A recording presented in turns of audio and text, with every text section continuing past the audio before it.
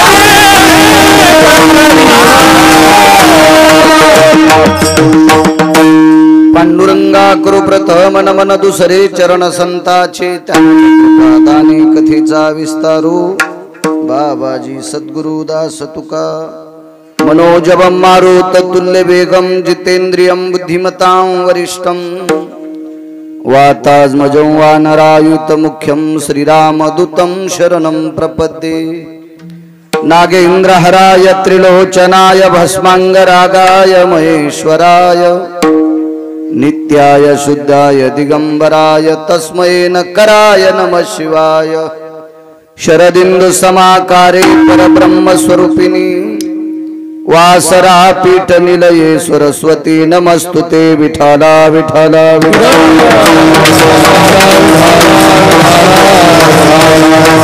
आता वैवासित पावनाति भासती पंचानन समाना तया श्रोत्याची आचरणी जाना साष्टांग नमन करीतसु वाद्यभूषित पावन ती प्रत्यक्षा मरेंद्रा समान तयाची आचरणी जान साष्टांग नमन करीतसु आता गान गंधर्व देवता कोकिळ कंठस्वर अराका जी कीर्तनी वहिवासीत लोका तयाची आचरणी नमन गा मज दिसत सो परम विख्यात जो जान ब्रह्मयाचा सुतो नारद जान नाम तितिक्षु तयाची आचरणी नमनगा जेने धर्म जितविलाची बळी तो संभाजी जान नवाळी कावतरला जयाची आकुळी तया छत्रपतीची आचरण कमळी साष्टांग नमन करीतसो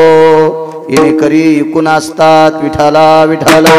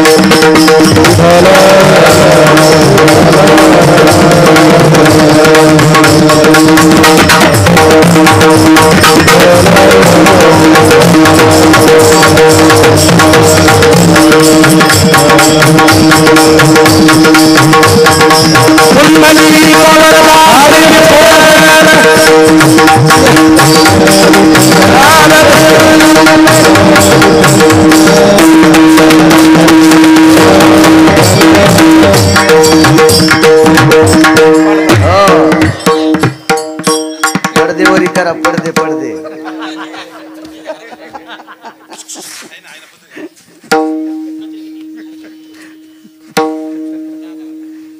हवा येते, शिजून जातील सगळे माणसं. आता अभिनव वागविलाशिनी जे चातुर्यार्थ कला कामिनी ते श्री शारदा विश्वमोहिनी नमिलिमिया नदी दिव्य गोदा तटीचा विलासी सदा प्रिय जो सज्जना वैष्णवाशी जया वर्णिता प्रेमात्यंत चित्ता नमस्कार माझा श्री गुरु एकनाथा. एवनिया काळ बैसला से उसा जागी तो शिकैसा डोळ्याता वाचे नारायण वदे तू सादर काळ पास साचार चुके जेने. प्रस्तुत प्राप्त प्रसंग निवडलेला अभंग विश्वमान्य विश्वभूषण विश्वाधिकार विश्वप्रिय देवमान्य शास्त्रमान्य शांतीब्रह्म नाथबाबा यांचा प्राप्त प्रसंगी निवडलेला अभंग. विठाला प्राप्त प्रसंगी निवडलेला अभंग माझ्या शांतीब्रह्म एकनाथ महाराजांचा आहे. या अभंगाद्वारे महाराज नमूद करतात काळ हा प्रत्येकाच्या उशाला बसलेला आहे. येऊनिया काळ बैसलासी उसा, पण तो काही मदामुळे दिसत नाही. तारुण्याचा मद असेल, संपत्तीचा मद असेल, सत्तेचा मद असेल, अभ्यासाचा मद असेल, या मदानं माणूस आंधळा होत असतो आणि त्याला काळ दिसत नाही. नाथबाबांनी सांगितलं काळ उशाला बसलाय, का दिसत नाही तुला? तुम्ही सूचना केल्यापासून दिसायला म्हटले. आता पर्याय काय? मालकांनी सांगितलं पैठणच्या, काळ हा जवळ आलेला आहे, उशाला बसलेला आहे. आता पर्याय काहीच नाही, एकच पर्याय. त्याच्या तडाख्यातून त्याच्या दुःखातून जर वाचायचं असेल तर तुला भजन करावं लागेल. वाचे नारायण वदे तू सादर काळ पास साचार चुके जेने. तू जर भजन केलं तर काळाचा त्रास कमी होतो. मृत्यू थांबत नाही. मृत्यू आतापर्यंत कोणाचाच थांबलेला नाही. 7 लोक जर सोडून दिले तर एकालाही थांबता येत नाही. यरती पामर जीव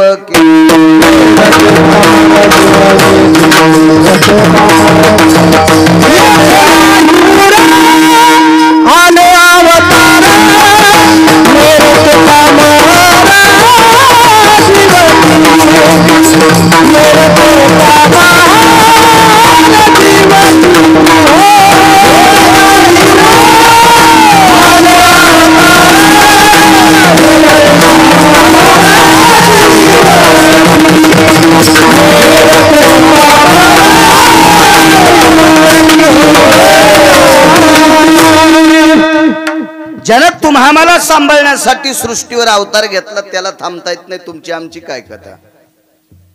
मालकाचा एक पुरावा आहे. नका जाऊ तया गावा, जे भजन करते नामधारक आहेत त्यांच्या गावाला जाऊ नका. याचा अर्थ असा नाही भजन करणारे नेऊ नका. असं जर मालकाचा पुरावा असता तर भजन करणारे गुरुजी मेलेत नसते. फक्त नेऊ नका, त्या गावाला जाऊ नका, असं जाऊ नका की तुमचे पास घेऊन जाऊ नका, जाच करण्यासाठी जाऊ नका. त्यांना अल्लाह आधी घेऊन जा. मांजर ह्या घरून पिलाला दुसऱ्या घरी नेती असं न्या, आणि हराम खोरायला मांजर उंदराला नेती तसं न्या. विठाला विठाला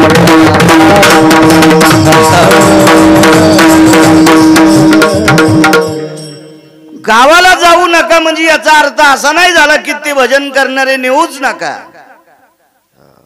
दात पडल्यावर सगळ्यात लोकांनी भजन केले असते.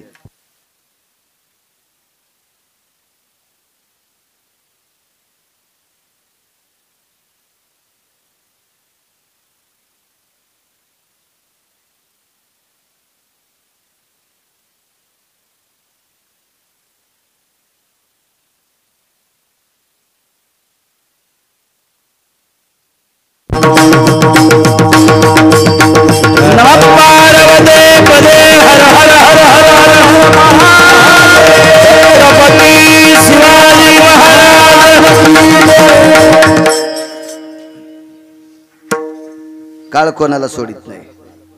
देवाला थांबता आलं नाही, त्याचा अवतार कार्य संपल्याच्या नंतर तुमची आमची काय कथा आहे. वाचे नारायण वदे तू सादर, काळ पास साचार चुके जेने. मग काळाचा तडाखा चुकेल. याच्यासाठी भजन करणं अत्यंत गरजेचं आहे.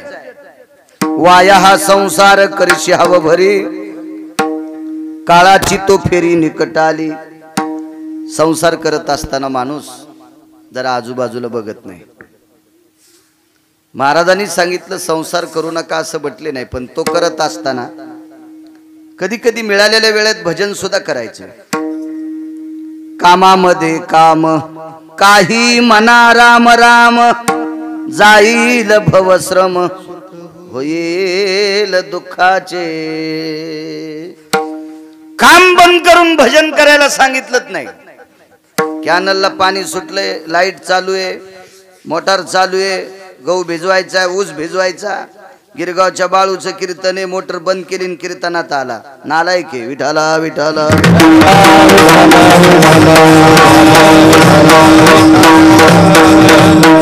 त्याचं इति कर्तव्य गहू भिजवणं, ऊस भिजवणं, हे त्याचं भजन आहे. आणि हे आटपल्याच्या नंतर मग मात्र भजन म्हणायचं. कामामध्ये काम काही म्हणा राम राम. शेतातलं काम करता करता माझ्या अष्टादश एका मालकाने भजन केलं. त्या मालकाचं नाव होतं संत सावता महाराज. कांदा मुळा भाजी अवघी विठाई माझी. शेतातल्या नाना प्रकारच्या तुम्हा आम्हाला पोषक स्थित उदराची व्यथा भागवणाऱ्या धनद्रव्याला महाराज विठ्ठल म्हणले, रुक्माई साहेब म्हणले. काम हा सर्वात मोठा. बाकीचा आपण जे करतो उद्योग, याला सुद्धा भजन म्हणायचं असते. गुरुजी शाळेत विद्यार्थ्याला शिकवते ते भजन आहे. राजकारणी समाजाची सेवा करतो, रोड आणतो, लाईट आणतो, काय पाणी देतो, पाईपलाईन करतो, सगळ्या गोष्टी काय सुविधा देतो, हे त्याचं भजन आहे. चिमुकलं लेकरू आहे, त्या लेकराचं संगोपन करणं ते आईचं भजन आहे. म्हाताऱ्या सासू सासऱ्याला टाइमला गरम गरम स्वयंपाक देणं हे सुनाचं भजन आहे. कीर्तनात पुढं बसतीन, सासू सासऱ्याला स्वयंपाक देत नाही, ही चुडेलीने समजायचं.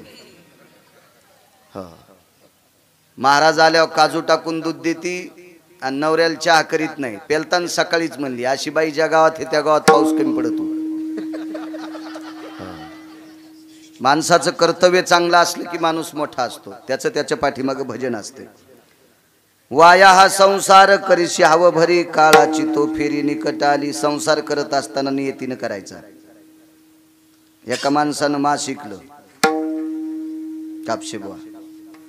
पंढरपुरातला मालक त्याच्यासोबत मास शिकू लागला. सजन कसाया इकू लागे मास. मासा धंदा चांगला आहे का? नाही. तरी पण तो सजन नावाचा कसाई जातीनं मुसलमान होता, पण तो त्याच्या मासाचा धंदा करत असताना शिंदेबुवा तो नियतीने करीत होता. म्हणून जगाचा मालक त्याला मास शिकायला तुम्हा आम्हाला दिसत नव्हता. त्याच्या पारड्यातलं जे वजन होता का, तो पंढरपुरातला मालक होता. शालिमार नावाच्या दगडाचं वजन होतं. गंडकी नावाच्या गंगेतला दगड आणला आणि ते शालिमार दगड म्हणजे शाळीग्राम दगड म्हणजे प्रत्यक्ष विटेवरचा मालक आहे. सजन कसाया इकू लागे मास. त्याच्यासोबत तो मास शिकू लागायचा. त्याची नियत कोड होती, त्याचं काम व्यवस्थित होतं. माणसानं हा नियतीनं जी गोष्ट केली ती त्याच्यात ती भजन ठरू शकते. कधी कधी काय होतंय, मधात तसेच बदाड पडू देईन आणि बांधाच्या कडीला आवत आलं की पार लगे लाखा लाखा लाखा लाखा हालूस तर बांध काढीन. हो, मग असा संसार नकोय.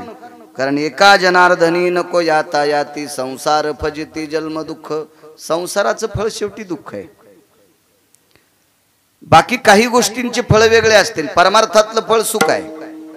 महाराजाचे दात पडले असतील, हातपाय थकले असतील, आता बोलता येत नाही, वाणी बसली, तरी पण आतकरे गुरुजी शेवटच्या टप्प्यात मरेपर्यंत त्याच्या पाया पडतात. मेल्यावर पण पाया पडतात. मेलेल्या जागेवर पण, फुकल्याच्या नंतर पण त्या जागेवर पाया पडतात. इतकी परमार्थ करणाऱ्याची ताकद आहे. संसार जसा जसा करीत जावा तस तशी फजिती पदरात पडती. त्याचं नाव संसार आहे. फलकट तो संसार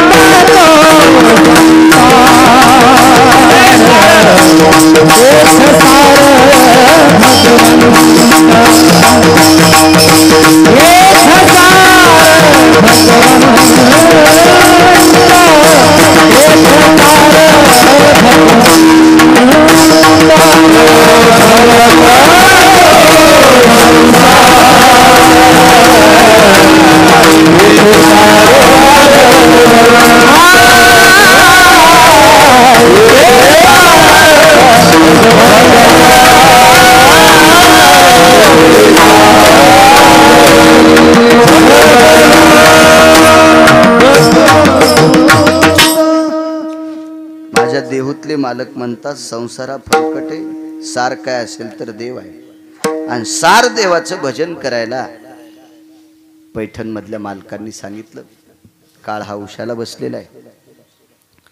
याच्या काही व्याधीतून याच्या तडाख्यातून चुकायचं असेल तर भजन. भजन या शब्दाचा अजून एक दुसरा उपार्थ सांगतो, चांगलं बोलणे. चांगलं बोलणे याचं नाव भजन असते. साचानी मवाळ मितुले आणि रसाळ शब्द जैसे कल्लोळ अमृताचे. एक जणांना रस्ता विचारला. काव म्हणे पिठोरी शिरसगावला जायचे, रस्ता कुठे? समोर जा, कुठंच वळू नका, आता ते गाव लागल, तिथे गेल्यावर अलीकडच्या कडेलाच मंडप दिलेला आहे, तिथंच कार्यक्रम. व्यवस्थित सांगितलं. विचारणारे दोघं होते, सांगणारा एक होता. विचारणाऱ्यापैकी एक जण म्हणला, ज्याला विचारलंय ते मुसलमान आहे आणि आपण दोघं गंधावाले येतं. यानं आपल्याला जर चुकीचं सांगितलं असलं तर कीर्तन होस तर त्या गावात पोहोचायचोच नाहीत. मग ते म्हणले गंधावाला येऊस तर थांबू. गंधावाला आलं पण ते पेलेलं होतं. आणि तुम्हाला कोण म्हणते गंध लावणार पेत नाहीत?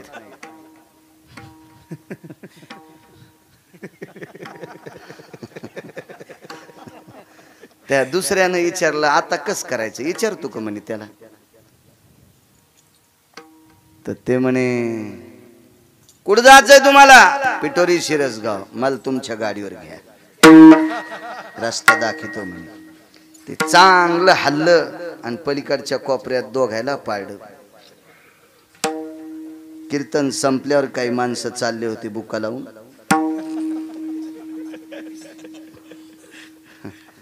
आल्यावर आपल्याला हे लावते, जाताना आपण यायला लावतो. वापस चाललो तर ते म्हणले, कुठे गेलतात? शिरसगावला. इकडंच होतं शिरसगाव. हा. ते म्हणला, अरे त्या मुसलमानांनी सांगितलं होतं आपल्याला, सत्य कोणी बोलो, सात्विक कोणी बोलो, प्रांजळ कोणी बोलो, त्याच्यात भजन ठरतंय. वाटदावी त्याच्या पुण्यमाई उपकार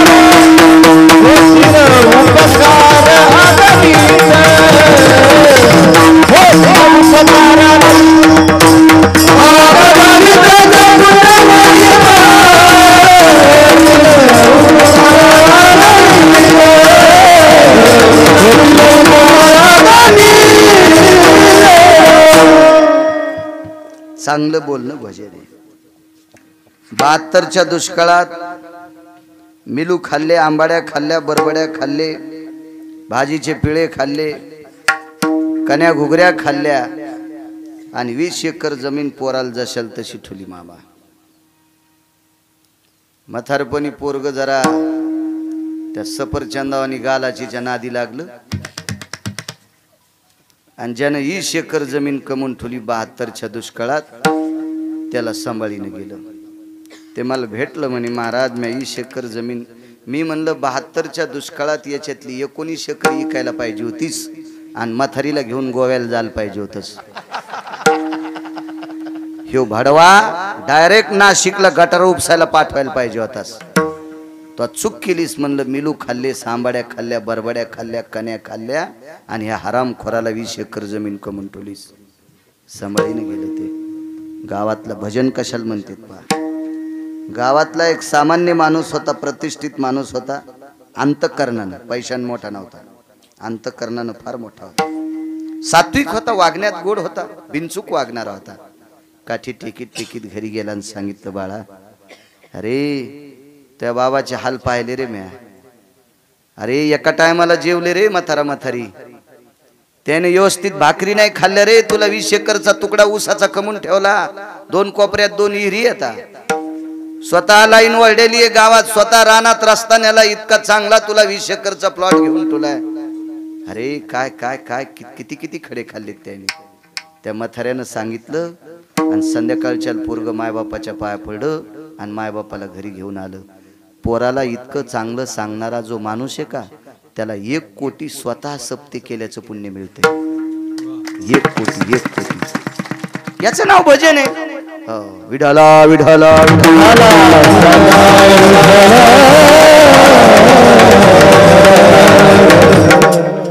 काळ हा प्रत्येकाच्या उशाला बसत असतो म्हणजे बसणार प्रत्येकाच्या त्या अनुषंगाने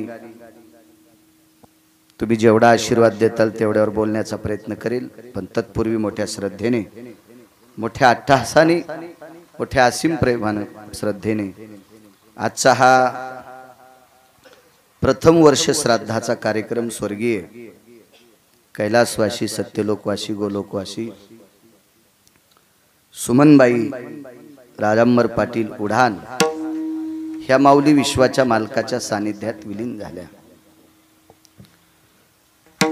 मालकाचा निरोप आला दक्षिणेच्या राजाचा. त्या मालकाच्या निरोपाच्या चिठ्ठीचा सन्मान केला, आदर केला आणि सुमनबाईने हे लोकातली यात्रा सोडली. प्रत्येकाला सोडावं लागते. उपजल्या पिंडा मरण सांगाते. आपण हे उष्ण घेतलेलं आहे. देहा पाचाचा अनिला उसना शेखी ज्याची त्याला देणे लागे. हे 5 लोकांचं उष्ण घेतलंय. अनिले ते उसने साच आणि देणे तयाचा प्रकार. पैठणचे मालक म्हणतात उष्ण आणलेलं आहे हे द्यावं लागते. देणे तयाचा प्रकार. त्या अनुषंगाने हे पंचतत्वातून मिळालेलं पंचभूताचा गोंधळ एके ठाई केला मेळ. हे 5 लोकांपासून प्राप्त केलेलं शरीर वैकुंठवासी स्वर्गीय सुमनबाईने विश्वाच्या मालकाच्या सानिध्यात विलीन केलं. पारमार्थिक, सात्विक, तात्विक माऊली संप्रदायामध्ये आध्यात्मिक क्षेत्रात त्यांचा मोठा वाटा होता. यात्रा असेल, सप्ताह असेल, अन्नदान असेल, सप्ताहाच्या पंगतीमध्ये एखाद्या दिंडीत अन्नदान असेल, असं करण्याचा त्यांचा हात उंच होता.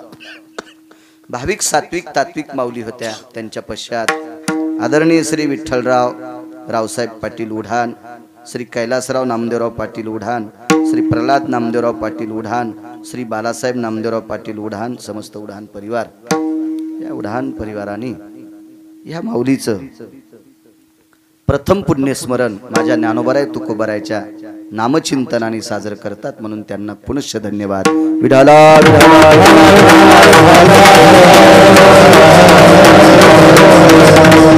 कार्यक्रमाला हरिभक्तीपरायण आदरणीय अंकुश मामा आहेत. मामांना सुद्धा प्रणाम. हरिभक्तीपरायण उबाळे बाबा आहेत, त्यांना प्रणाम. हरिभक्तीपरायण आमचे हरिदास महाराज, त्यांना प्रणाम. हरिभक्तीपरायण राजेंद्र महाराज, महाराजांना सुद्धा प्रणाम. हरिभक्तीपरायण टेकाळे बाबा, तुम्हाला सुद्धा प्रणाम.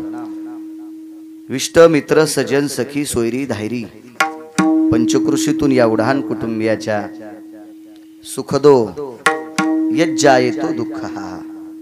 कारण एका वर्षाच्या नंतर याला दुःखद क्रिया म्हणता येत नसती.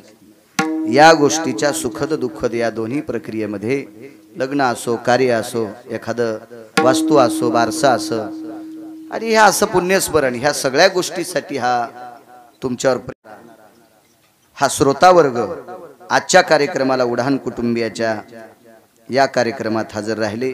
तुम्हा सर्व उपस्थितांना वक्ता या नात्यानं साष्टांग प्रणिपात करतो आणि माझ्या अभंगावर येतो.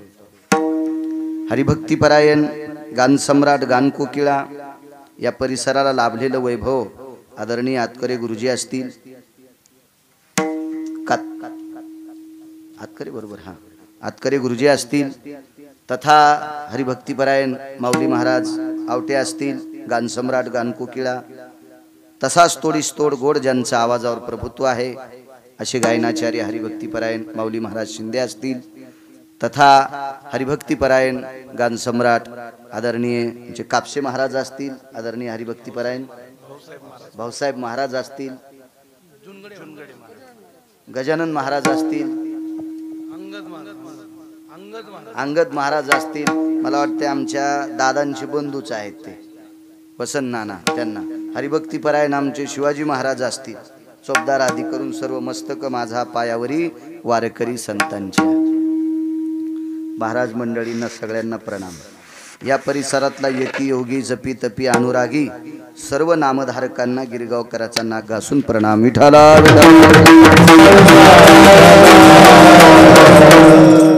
येऊन या काळ बैसलासे उसा जाकी तो शिकायचा डोळ्या आता. काळानं आतापर्यंत कोणाला सोडलेलं नाही, की तो किती मोठा असू द्या. रावणाकडे 127 विद्वान होते. रावण हे विद्वत्तेमध्ये त्रेतायुगातलं अनन्य साधारण महत्वकांक्षी रत्न होता. रावण हा त्रेतायुगातला विद्वत्तेतला अनन्य साधारण महत्व एवढा मोठा विद्वान रावण होता. कामं चुकीची केली थोडीशी 2-3. त्या चुकीच्या कामामुळे पदरात फार मोठा दगड पडला आणि इतका खाली गेला रावण, इतका खाली गेला, इतका खाली गेला. त्रेतायुगापासून अजून ते वरी आलाच नाही आणि मला वाटतं चंद्र सूर्य तोपर्यंत येणार नाही. हो, काम केलं बारीकसे एक चुकीचं, पण फार विद्वान तसा. इतका मोठा विद्वान, इतका मोठा विद्वान. तो किती विद्वान होता, त्याच्याकडे विद्वानाची संख्या किती होती याच्याहून तुम्हाला लक्षात येईल तो विद्वान किती होता. अबा ज्या माणसाला चांगली माणसं पारखण्याची बुद्धी असते त्याला विद्वान म्हणत असतात, किंवा चांगली माणसं ज्याच्या सानिध्यात राहतात त्याला विद्वान म्हणत असतात. पैसे कुंटाला नाही पण भांगऱ्याला जवळ घेऊन राहतो त्याला भडवा म्हणतात. विठाला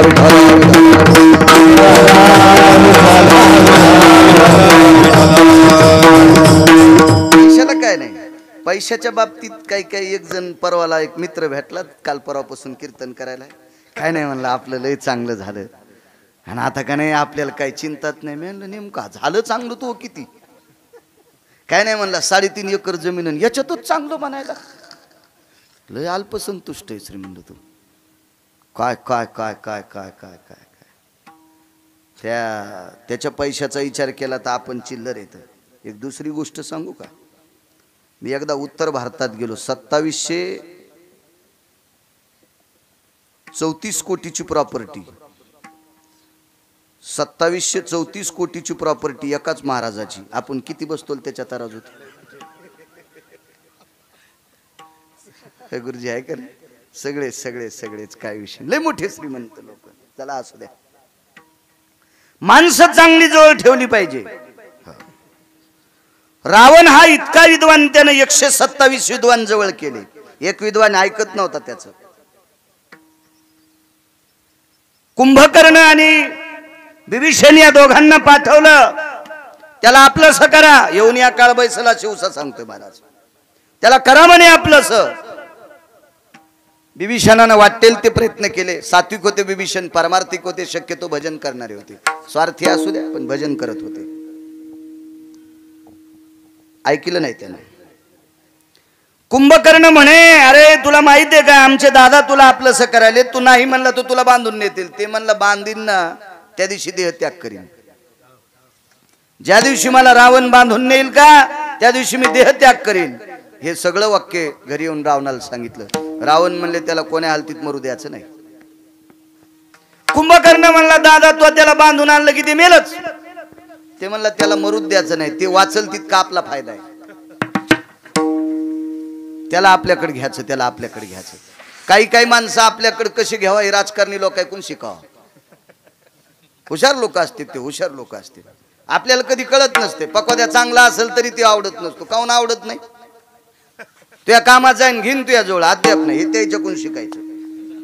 हुशार लोक असते ते त्याच्या कामाच्या माणसाला बरोबर इकून पाठव तिकून पाठव. ते चांगला मिस्त्री असल्या दगडाला इकून ठोक, तिकून कोरा कर, तिकून कोरा कर, पण बशीतच थराल ते दगड थराला बशीतच. तसे ह्या माणसं ऐकून शिकावं. राजकीय लोक ऐकून बरोबर घेतात ते, इकून गळ टाक तिकून गळ टाक पडून घेतात त्याच्याकडे. रावण हा राजकारणातला फार मोठा पिंड होता. रावणानं सांगितलं तुम्ही शांत बसा. आता तुम्ही जाऊन जे बोचकारलंय का 7-8 दिवस त्याचे वन जात नाहीत, म्हणजे त्याच्या मनातलं जो दिवशी जाईन त्या दिवशी मी जातो. 8-15 दिवसात एकदम तवा तापल्यावर पटकन हात टेकीत जात जाऊन जळण वाचा. हा जळण तो गपकन कसा काय हात टाकायचा. त्याला माहित होते रागावलेले. कुंभकर्ण आगाव बोलला असन, विभीषण गण सात्विक बोलवतो, पण त्या क्षण बारक्या सोया आणल्या असत्या. नको म्हणले आपण जाऊ थोडस. शांत झाल्याच्या नंतर रावण गेला. सांगितलं लंकेश आलेले, पण त्याला विश्वास वाटत नव्हता रावण आपल्याकडे येईन का म्हणून. तुम्ही अजून बी लक्षात ठेवा, मोठे माणसं नम्र असतात. समुद्राला कधी मधीच भरता येत असते. नदीला जर पूर आला ना तर वसरायला बराच टाइम लागतो, वड्याला भरायला टाइम नाही, आणि पाऊस उतरल्यावर छापी भिजवायला पाणी नाही. चिलमीच्या खालून लावते त्या धुडक्याला छापी म्हणतात. ही अशी येडगळ वडे असतात, भरायला दम नाही, रिकाम व्हायला दम नाही. नद्या स्थिर असतात, समुद्र स्थिर असतो. मोठी माणसंच असतात. स्वतः रावण गेला, आदर आतिथ्य केलं, बसण्यासाठी आसन टाकलं. रावणानं सांगितलं तत्वकुंभ आपणच जी. कुठे राहता, काय करता? काय नाही, ह्याच गावात राहतो. काय म्हणे राजे हो, हागा मंडईत अलंकारे सौभाग्य प्रदायिनी स्थित. अरे गळसरी आणि गळसरी खुटीला अडकिली म्हणले. अरे गळसरी सोबत असती सौभाग्यवती स्त्रीच्या गळ्यात, आणि काय खुंटीला अडकून फायदा आहे? अरे तुझ्यासारखा विश्वातला तत्वज्ञानी, तुझं नाव आहे तत्वकुंभ, आणि विश्वातला एक नंबरचा तत्वज्ञानी होता, एक नंबरचा तत्वज्ञानी विद्वान, आणि तू असा आहे खेड्यापाड्यात इथं बसला. खेड्या शब्द चुकीचा गेला. काय ह्या सामान्य माणसात बसलास? पुन्हा लोक म्हणायचे खेड्याला येडपटवाणी समजायला काय, कारण युट्यूब चालू आहेत ना, लोक कुठं बोट लावून फाडतील त्याचा मिळत नाही. अरे तू काय काय उपयोग काय तुला या सामान्य माणसामध्ये? कशाला बसला तू इथं? एवढा मोठा विद्वान, तू ज्या त्या ठिकाणी असावं, काही काही गोष्टी असल्या पाहिजे. अख्खं गाव संन्याशाचं, एकही त्या गावात संसारिक नाही, आणि तिथं दुकान टाकलं लुगड्याचं. कसे लुगडे इकते नुबाळे बाबा? एका गावात एकाही माणसाला डोळा नाही, अख्खं गाव आंधळ्याचं, आणि दुकान टाकलं चष्म्याचं. अगा अंधाची या गावी दर्पणाचे दुकान, आंधळ्याच्या गावामध्ये दर्पणाचं दुकान कसं चलल? संन्याशाच्या गावात लुगड्याचं दुकान कसं चलल? अरे तू एवढा मोठा विद्वान, यांना तुला फायदा नाही आणि तुला यायचा फायदा नाही, तू माझ्याकडे चल. मोठी माणसं हुशार असतात. आणि रावणानं तो कुंभ नावाचा व्यक्ती घरी नेला. घरी आल्याबरोबर कुंभकर्ण म्हणला, आलं बापा, हे तो म्हणलं होतं रावणानं धरल्यावर मी मरण. रावण म्हणला, बचबच करू नकोस, पहिलं काढू नकोस, ते जाईन बर का इथून, आपल्या इथून. तो मुकाडे बस म्हणला. एका कोपऱ्यात ती जहागिरी देऊन टाकली. इतका तो कुंभ महाराज आपलासा केला, इतका आपलासा केला. रावणानं त्याला प्रसन्न केलं. पहिलं त्याच्या हातानं प्रभदत्त नावाचं विमान तयार केलं. अशी एका मागून एक 14 विमान तयार केले. पण पहिलं विमान केलं, त्या विमानाचं नाव होतं प्रभदत्त नावाचं विमान. सुंदर विमान तयार केलं. 14 विमान तयार केल्याच्या नंतर त्यांनी सांगितलं 15वं बस म्हणलं, आपलं आयुष्य संपलं आता. 15 विमान नको, आपल्याला 14च पाहिजे. 13 विमानाचा आस्वाद घेतला रावणानं.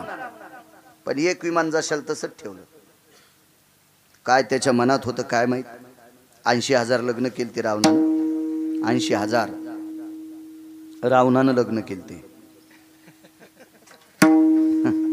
त्याच्यातली मुख्य नायिका मंदोदरी होती. 80 सहस्र सुंदरा कामिनी, माझी मुख्य राणी मंदोदरी. त्याच्यातली मुख्य पत्नी मंदोदरी होती रावणाची. मुख्य फार सुंदर होती ती. अत्यंत लावण्य, अत्यंत सुधार, अत्यंत देखणी. आणि याच्या पलीकडे सांगायचं तिच्यासारखी हुशारच कोण नाही. अत्यंत हुशार होती, फार मर्मज्ञ होती, हुशार होती. तरी पण त्याचं मन तृप्त नव्हतं. रावण हा अतृप्त आत्मा आहे. अतृप्त आत्मा कोणाला म्हणायचं? आपल्याला 200 टन ऊस झाला, पण शेजाऱ्याला 59 टन झाल्यावर एंडोस्क्याला हात लावला. तर ते म्हणला, काऊन डोक्याला हात लावला? ऊस किती झाला? म्हणला 200 टन झाला. मग डोक्याला हात काऊन लावला? म्हणला त्याला 59 टन काऊन झाला. दुसऱ्याचं थोडं सहन होत नाही, त्याला अतृप्त आत्मा म्हणतात. अतृप्त आत्मा, अतृप्त आत्मा. रावण हा अतृप्त आत्मा आहे. रावणाचं समाधान कोण्याच गोष्टीत नव्हतं. त्याची ताण भागलेलीच नव्हती, त्याची भूक संपलेली नव्हती. रावण हा एक पुतळा आहे. नाही तर रावण हा विचाराचा पिंड आहे. रावण हा बुद्धीचा पिंड आहे. रावण हा विवेकाचा पिंड आहे. एवढा मोठा विद्वान, या सगळ्या पदव्या त्याच्यासाठी गौण आहेत. पण काही गोष्टीसाठी रावण नदीला गेला. त्याच्यामुळे रावणाचं वाचलं. रावणानं हे पहिल्या क्रमांकाचं विमान मंदोदरीने सांगितलंय की दिवशी मालक तुम्ही या विमानात बसा आणि भ्रमण करून या. तू बोल नकोस म्हणे. या विमानात एक अशी व्यक्ती बसवायची की 16,000च्या नंतर 80,000च्या नंतर अजून एक लग्न करण्याची इच्छा आहे आणि ते म्हणजे लक्ष्मी सोबत. बायको हुशार होती. शक्यतो बऱ्याच रावणांच्या बायका हुशार असतात. रावणांची संख्या नालायकपणाची शक्यतो जास्त आहे. बऱ्याच मंडोदऱ्या सांगतात मुलगी लग्नाला आली, बब्या शिकायला लागलाय, त्याच्या डोनेशनची अडचण आहे, त्याची फीस आहे, त्याचं ती खोली भाडं आहे, त्याचं आमकं आहे, त्याचं तमकं आहे, त्याचा लत्ता कपडा आहे, त्याचं जाणं येणं, सगळ्या भानगडी येतात. तुम्ही थोडंसं कधी कधी एकाच रंगाचं पाणी पित जा. तुम्ही 2-2 रंगाचं पाणी प्यालात त्याच्यामुळं सगळं नासून चाललंय. अशा बऱ्याच मंडोदऱ्या सांगतात पण रावण ऐकायला तयार नाहीत. तीही मंडोदरी सांगत होती. मंडोदरी बोले रावणा प्रती, स्वप्न देखिले मी एक मध्यरात्री, नेनो वानर मिळाले किती. ती सुद्धा सांगायची, त्याने ऐकलं नाही, आजही ऐकत नाही. आज काही काही रावण चांगले, मंडोदऱ्या येडपट, कलहीत भजे तळीन. हिच्या कलहीत भजे तळण्यामुळं सट पाईपलाईनचं ढेलं गेलं. नको करू असं मंजुळा, हिशाबात राहिलं पाहिजे. बा पती आणि पत्नी संसारूपी रथाचे 2 चाक आहेत. पती आणि पत्नी संसारूपी रथाचे 2 चाक आहेत. एक लहान मोठं झालं की रथ तिरपट होत असतो. दोघांना एकसंगात राहणे याचं नाव संसार आहे. पत्नीला पतीनं सामावून घेणं, पतीला पत्नीनं सामावून घेणं. जिल्ह्यापेक्षा तालुका मोठा झाला की कलेक्टरला सुधरत नाही कुठं बसावं म्हणून. हिशोबात राहिलं पाहिजे.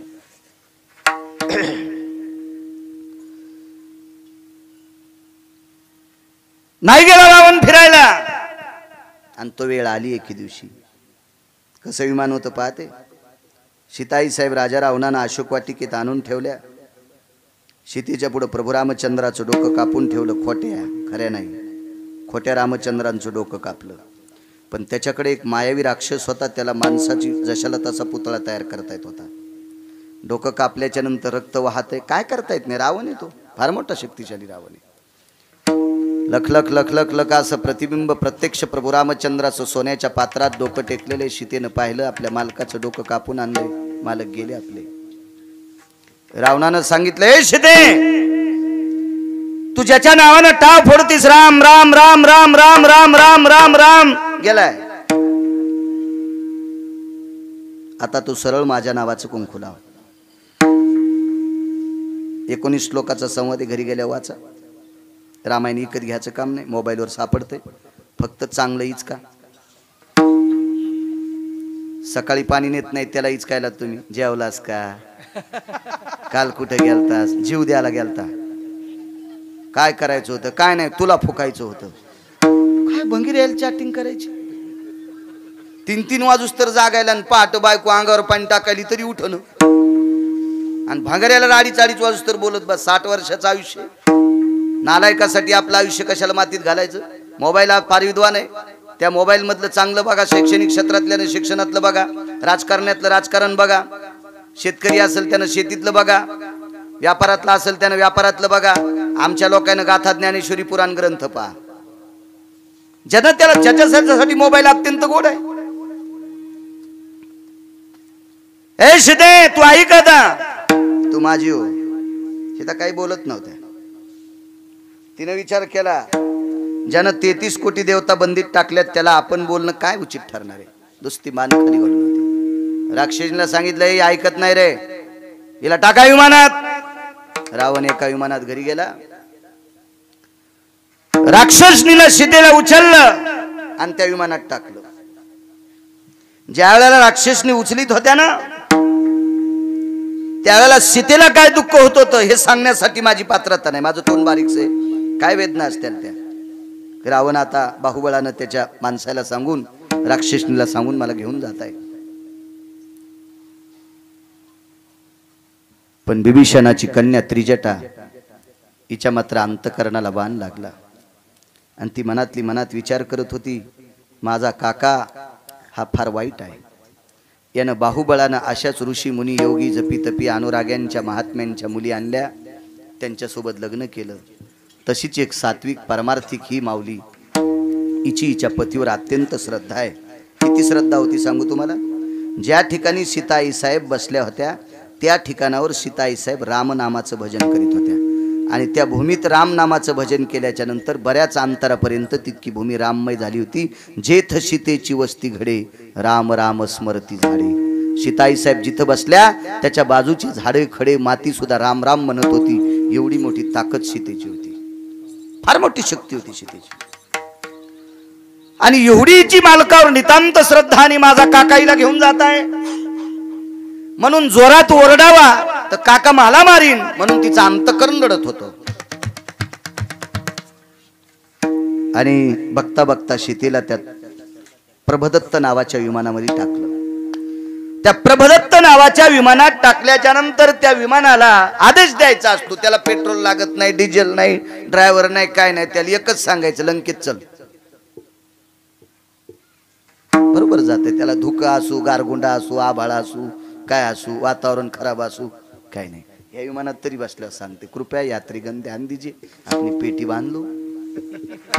हो, आता वातावरण खूपच खराब आहे, खाली पडण्याची शक्यता आहे. कसं होईना असं ऐकलं मध्ये मध्ये. आणि त्या बाया सांगतात त्यांना कपडे कमी असतात विमानातल्या बायकांना, काऊन कमी घालतात कधी काय माहिती. मी एकदा म्हणणार होतो पण पुन्हा म्हणलं बापा आपल्याला इंग्रजी येत नाही, आपण कशाला म्हणावं, ही हाणायची थोतरीत एखाद्या आपल्या, त्याच्यामुळे आपण गपचिकत बसलो, पाहूच नाही द्यायच्याकडे. हो, विमानातलं काय काय काय हे वाईट बघायला भेटतं विमानात. एकदा आम्ही तिरुपतीला चाललो विमानात तिरुपती 3चं सीट आलं, कडीला कोपऱ्यात मी बसलो, माझ्या बाजूला दोघं पती पत्नी बसले. त्याने पिशवीतला पेरू काढा, एकच पेरू दोघं खात होते. दोघं नाही 10 जणांना खा. पण आता चाकून चिराव तर ते विमानात चाकून येऊ देत नाही, ते चट तपाशी देत. धोत्राला तर इशिक बारे माया कष्ट्याला ती मशीन लावली. त्याला वाटलं कष्ट्यात बॉम्ब आहे का, मी कशाला कष्ट्यात. हो, इकून घाल तिकून मशीन घाल, आमकं घाल, पटका काढा, खायला करा, चुकडं तिकडं मशीन बिशीन अशा लावल्या. अशा हात करा, इकडं करा, तिकडं करा. बसलो ती मनात तर ते चाकू कापायचे. मला वाटलं आता ते मला जर म्हणले असते, मला ताकद होती, मी शेतकरी माणूस, असा कडकड शिंदे बाप फळ असताना अर्धा द्यायला असताना, पप्याच्या माईल द्यायला असताना, पप्याच्या बापाला अर्धा द्यायला असता. पण त्यानं ते माझ्याकडे पाहिलं नाही, मला बोलले नाही, काय नाही. पप्याच्या माईनं पहिला घास खाल्ला की दुसरा घास त्यानं खायचा, लगेच तिसरा घास यानं की चौथा घास यानं. मी म्हणलं मनात म्हणलं देवा इमान पडत वा दोघायच्या पापानं, आपण एक वाचत नाही रे. हे हराम खोरायमुळं मधले चट मेले, आता चट मेले. काय आपल्याच भारतातले होते. शहरात गेले की असली नाटकं. चला असू द्या. त्या विमानात सीताई साहेबाला टाकलं. विमानाला आदेश होणार, आता लंकेत जायचं. 5 मिनिटं होऊन गेले. तेवढ्या अवकाशात त्रिजटा हसू लागली. मग मात्र सीतेच्या अंतकरणात शंकेची खीर शिजली. उबाळे बाबा महाराज, शंकेची खीर शिजली की राक्षसनी मला विमानात उचलून टाकत असताना सीता रडत होती आणि मी विमानात बसल्याच्या नंतर सीता हसते. याचा अर्थ ही काकाला मिली भगत आहे, हिच्या चुलत्या सोबत हिचं जमलेलं आहे, म्हणजे रावणाशी सहमत आहे. तर सीतेने विचार केला, गेल्या 6 महिने 27 दिवसापासून माझी मैत्रीण झाली, ती शेवटच्या टप्प्यात माझ्या विरोधात गेली, शेवटी काकाकडे मिळाली. राक्षसनीला सांगितलं, बाईंनो तुम्ही उचलून टाकलं, मनानं उतरते मनानं पुन्हा बसते, पण एकदा मला हिला बोलू द्या. खाली उतरल्या, झाडाच्या आडंगी गेल्या आणि त्रिजटीला विचारलं, हसलीस का आणि रडलीस का? हसलीस का आणि रडलीस का? तो कोणतं एकच करायचं होतं, एक तर रडायचंच होतंस, नाही तर हसायचंच होतंस. नेमकं तुझ्या मनात काय? ऐक म्हणले सीते. मैत्रीण समज होती, आवजाव कशी बोलत ती, मैत्रीण आहे. तिचा बाप चिरंजीव आहे, चिरंजीवाची कन्या आहे ती काय सामान्य नाही, भजन करणाऱ्याची पोरगी आहे ती. त्याचं भजन काय साधन होतं. तुका म्हणे अग्नी झाला शे शीतळ आणि प्रतापे सबळ नामाची. देऊतले मालक सांगतात अख्खी लंका जळाली पण एकटं बिभीषणाचं घर जळालं नाही. नामाच्या प्रतापानं त्यानं अग्नी शीतल केला. हा गाथ्यातला पुरावा, शपक पुरावा. आग लगी लंका में हलचल मचाई, बिभीषण की कुटिया कैसे बचाई रे, कैसे बचाई. शपक पुरावा. पण ओरिजिनल पुरावा तुका म्हणे अग्नी झाला से शीतळ, आणि प्रतापे सबळ नामाची या बिभीषण त्या घरात रामनामाचं चिंतन करत होता म्हणून अग्नी शीतल होतो. एवढ्या मोठ्या नामधारकाची पोरगी ती सामान्य थोडी आहे. ए शीते काय म्हणे, माझा काका इतका निर्लज्ज आहे, माझा काका एवढा बुद्धिवादी आहे, माझा काका इतका धूर्त आहे, तुला बाहुबळानं राक्षसनीच्या हातानं उचलून घेऊन लंकेत जात आहे, तू लंकेत प्रवेश केला की तुझ्यासोबत तदेव लग्न सुदिनं तदेव झालंच सांगायचं. आणि म्हणून मला दुःख वाटत होतं ग, म्हणून मी रडत होते. मग विमानात बसल्यावर तू हसलीस का? ऐक सीते, रामप्रभूचं डोकं कापून आणल्यावर मला शंका होती खऱ्या रामाचं डोकं कापलं का काय, पण त्या विमानात बसल्यावर कळालं राम जिवंत आहे, तुझ्या कपाळावरचं कुंकू जिवंत आहे. तुला कोण सांगितलं? ह्या विमानानं सांगितलं. आता रावण किती विद्वान, रावणाकडचे माणसं किती विद्वान, मग रावण किती विद्वान तो पा. मला विमानानं सांगितलं. हे बोलतंय का विमान? बोलत नाही. या विमानाचं नाव आहे प्रभदत्त नावाचं विमान. या विमानाला विधवा स्त्रीचा पाय लागला की विमान जळून जाते. गेल्या 5 मिनिटापासून तू या विमानात बसलीस तरी विमान जळत नाही, याचा अर्थ तुझे रामचंद्र जिवंत आहेत. असं विमान कोणाला तयार करता येईल का महाराज? करता येईल असं विमान? हे विमान केलं तत्वकुंभ नावाच्या व्यक्तीने, आणि तो तत्वकुंभ नावाचा विद्वान व्यक्ती ज्या रावणानं आपल्या बगलात ठेवला तो किती विद्वान असेल कल्पना करा. पण एवढा मोठा तत्वकुंभ, हे विमान तयार करायची पात्रता ज्याच्यात आहे त्याच्या पण उशाला काळा बसला. म्हणून पहिलं कडवं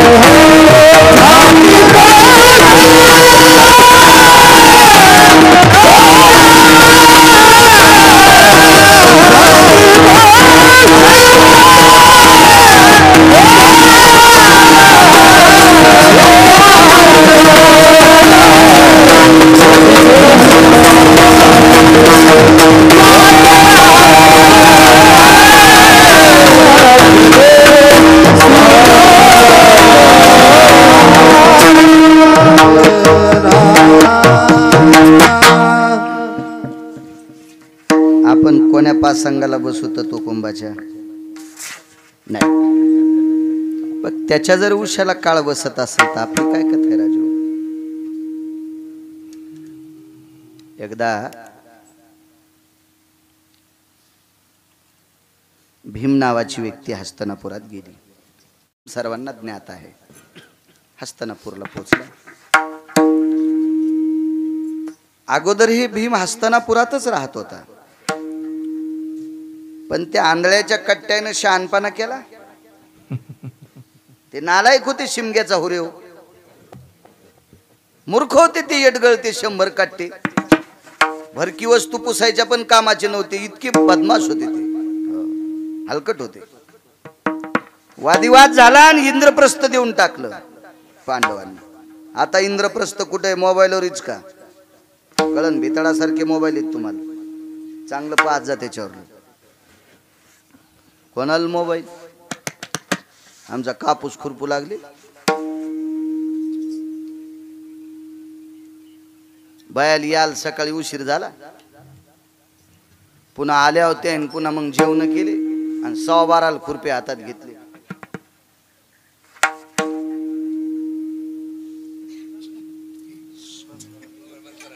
विठाला विठाला नाही असं काय झालं की म्हणायचं ब्रेक के बाद समजायची, त्याचा काय ताण घ्यायचा. टीव्हीवर येते आपल्या कीर्तनात आली समजायचं. विठाला विठाला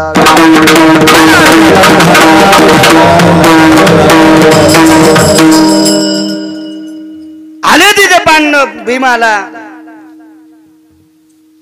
नालायक दुर्योधन होता, मानस सरोवरावर पाठीलं. भीमदादा मानस सरोवरावरून सुवर्ण कमळाची फुलं घेऊन या. तसे पांडव हे सदाचारी लोक होते. दुसरी गोष्ट म्हणजे पांडव वारकरी होते मामा. गिरगावचा बाळू सांगतोय म्हणून ऐकायचं नाही.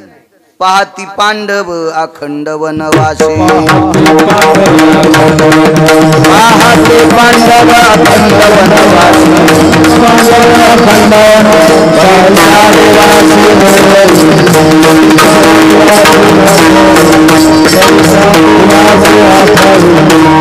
पाहत पांडव अखंड वनवासी,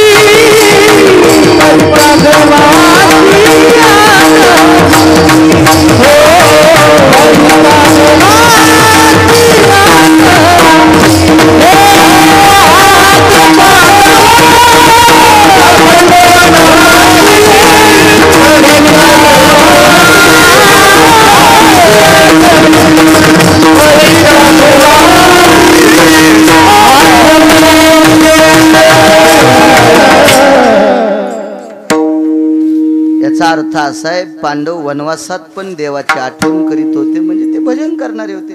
भजन करणारे होते आणि भजन करणारे निष्ठावंत वारकरी हे सात्विक असतात. वाक्य नीट ऐका, निष्ठावंत वारकरी हे सात्विक असतात. पांडव हे निष्ठावंत होते. भीमाच्या लक्षात आलं तुला काहीतरी विधी असेल, कार्यक्रम असेल, याच्याकरता आणायला पाठवायचं असेल. पण हा जो दुर्योधन्या होता का, हे आरामखोर होता. एका गोष्टी नाही, दुर्योधनाच्या 28 गोष्टी तपासा, त्याच्यातली एकही गोष्ट तुम्हाला गोड वाटणार नाही. भारतीय संस्कृतीमध्ये विशुद्ध वागणारा, भारतीय संस्कृतीतल्या त्या काळातल्या द्वापार युगातल्या राजाचं कार्ट होतं हे आरामखोर होतं. 28 गोष्टीनं विशुद्ध होतं. एक गोष्ट महत्वाची लक्षात ठेवा, किती वाईट होता. शीतावून भाताची परीक्षा असती, एका शीतेकळे भात नाही घाटावे. शहाणी बाई भात हाटून पाहत नाही शिजला का नाही म्हणून, वरचा एक शीत दाबून पाहती. जर आरड कच्चा असेल तर पुन्हा वरून ताट झाकीती, जाळ कमी करीती, आराव ठुती, जमला खेळ. टिकल्यावाली हाटून पाहती. इथे नाहीत तशा. तसा 28 गोष्टीपैकी एक गोष्ट पहा, किती नालायक दुर्योधन.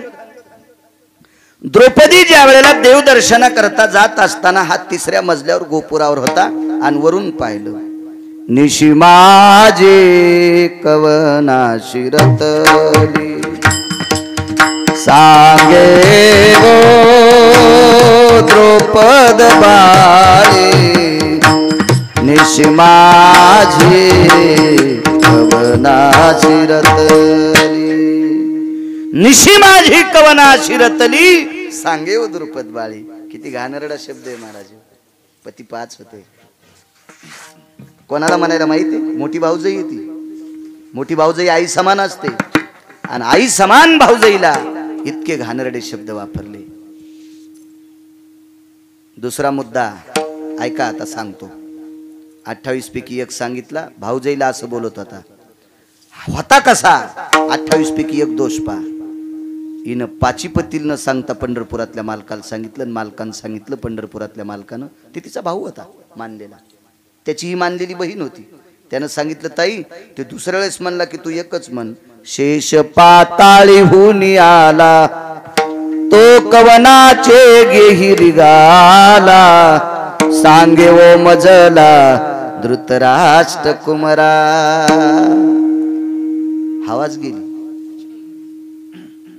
पुन्हा थुत्तर इचकिलच नाही, कारण हा इतका नालायक होता, त्याच्याकडे काम नव्हता. तरी एखाद्या स्त्रीला का हसावं. 2:28 मधली. पुन्हा एक सांगतो, त्याच्या पुढचा नको गुरुजी, रिॲक्शन येत असते सगळ्या गोळ्या एकखाट्या घेतल्या. पुन्हा तिसरा मुद्दा सांगतो, मला सांगा ज्याला काम नाही त्याला नपुसक म्हणतात, किलिंबी म्हणतात. आणि अशा नपुसकाने महाराज एखादी पवित्र स्त्री मांडीवर का घ्यावी? माने कशाला घ्यावी? या हरामखोर दुर्योधनानं तिला मांडीवर बसिलं. 28 पैकी हा एक तिसरा मुद्दा. किती घाणेरड आहे. लायकी आहे का याची? नाही नाही. म्हणून तर मालकाने एका गदेच तर फोडली. दुर्योधना मारिली गदा घेतला प्राण, एका खपक्यात फोडून टाकली ती गदा, त्याची मांडी एका खपक्यात.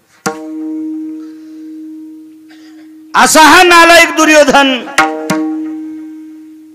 याने पाठवलं, गेले तिथं, उडी मारली सरोवरात, पाणी उडालं. दुर्योधनाला माहित होतं तिथं मारुतीराय अनुष्ठानाला बसलेत. 19 संन्याशापैकी 1 नंबरचा संन्यासी तिथं बसलेला आहे.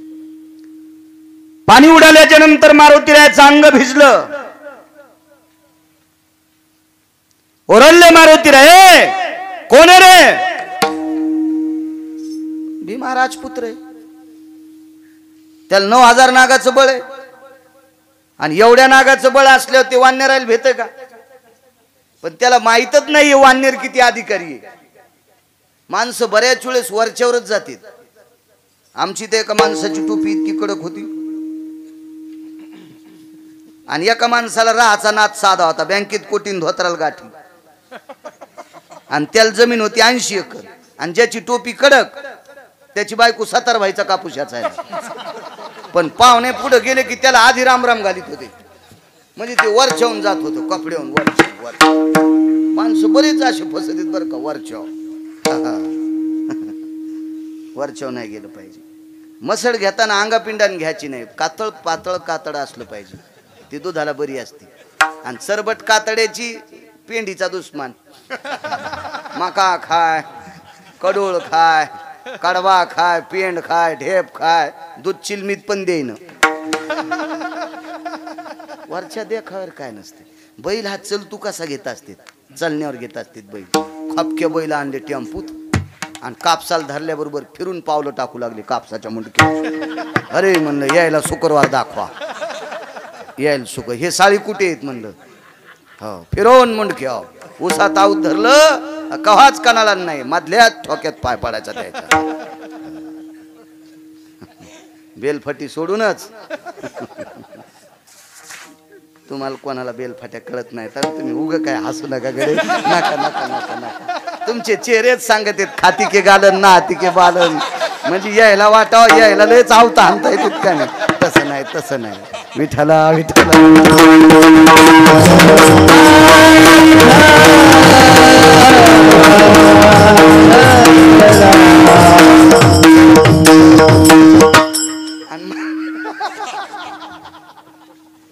मला येतं का नाही आता कीर्तन झाल्यावर पा. शेती चांगली करतो मामा मस्त लॉकडाऊन मध्ये, त्याच्यामुळे तर शिंदे बुवा ताण नाही आला.